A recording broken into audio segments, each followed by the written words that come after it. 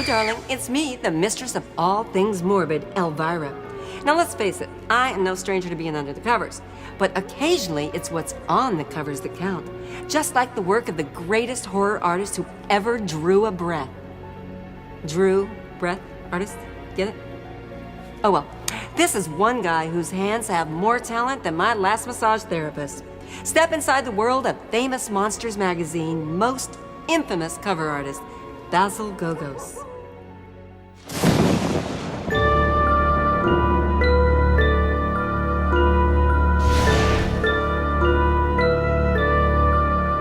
The 1960s and 1970s were wonderful times to be a kid, especially if you were a little monster. The monster craze was at its peak, and magazines like Famous Monsters of Filmland were obsessions for kids who couldn't get enough of their favorite fiends. Fans relished the rare photos, cool ads, and informative articles, all served up with giant gobs of ghoulish humor. But nothing made a bigger first impression on the buyers of Famous Monsters than the magazine's amazing covers. Many talented artists got their start painting cover art for Famous Monsters, including James Bama, Russ Jones, and Ron Cobb, who went on to work on films like Alien. Even veteran movie artist Albert Nutzel contributed memorable Famous Monster covers. But in all of monster fandom, the most popular and best-loved covers were those painted by the legendary Basil Gogos. For over 40 years, this prolific artist has dazzled fans with images of their favorite monsters. Dramatically rendered in striking colors, Basil Gogos paintings are unique. But their appeal is universal. Born in Egypt, Basil Gogos moved to America while still in his teens. He worked menial jobs to put himself through art school, and soon he was creating cover illustrations for cowboy novels. While Basil was working as a sign painter for $15 a week, two other men were making names for themselves in the magazine industry. In 1957, publisher James Warren and editor Forrest J. Ackerman launched their creation, Famous Monsters of Filmland. The publishers of Famous Monsters were constantly scouting for fresh blood to add to their talent roster. Enter a young Basil Gogos, who started working for the magazine in 1960. Classic movie monsters would never look the same.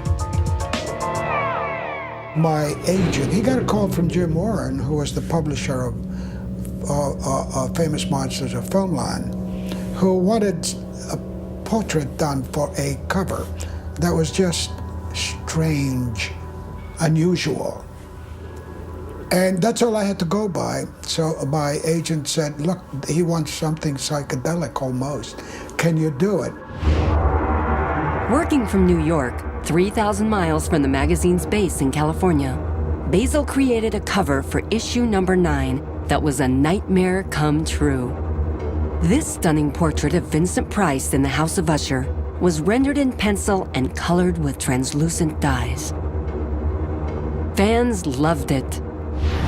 Warren quickly ordered another Gogos cover for the very next issue.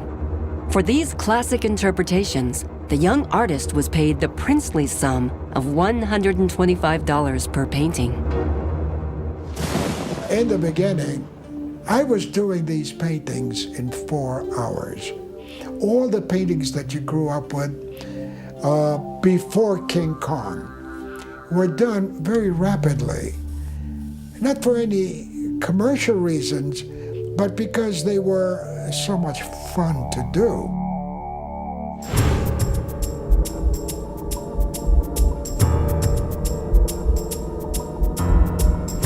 Basil Gogos became Famous Monsters' most prolific cover artist during the early 1960s, a time many fans considered the magazine's golden years.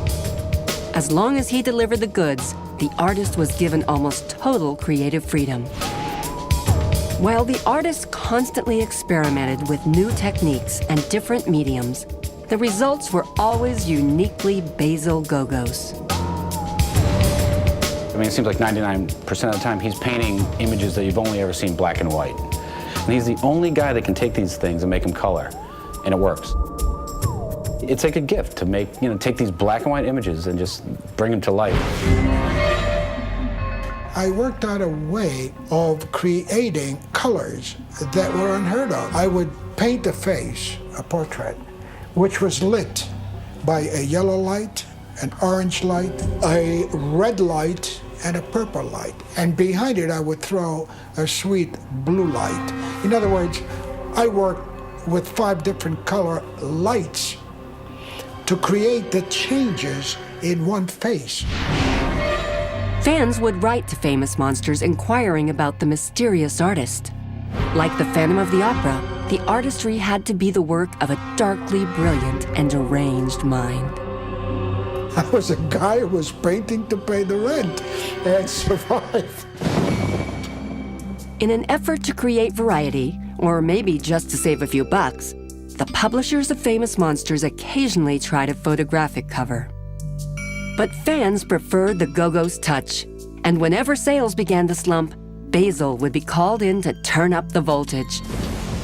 When Boris Karloff passed away in 1969, Gogos was asked to create a tribute featuring the greatest monster of them all. Frankenstein would be the painting to do. I must have painted the monster of Frankenstein so many times. I loved his face, but I loved the character as well. Very authentic. They were all authentic, original, so were they all. But for my money, he was the best. Basil Gogos' 23-year association with Famous Monsters ended when the magazine ceased publication in 1985. Well, Basil Gogos painted, I believe, altogether 40 covers for Famous Monsters, and they were so ghoulishly realistic that they just grabbed readers right off the newsstand. He just seemed like he was born to be a cover artist for Famous Monsters.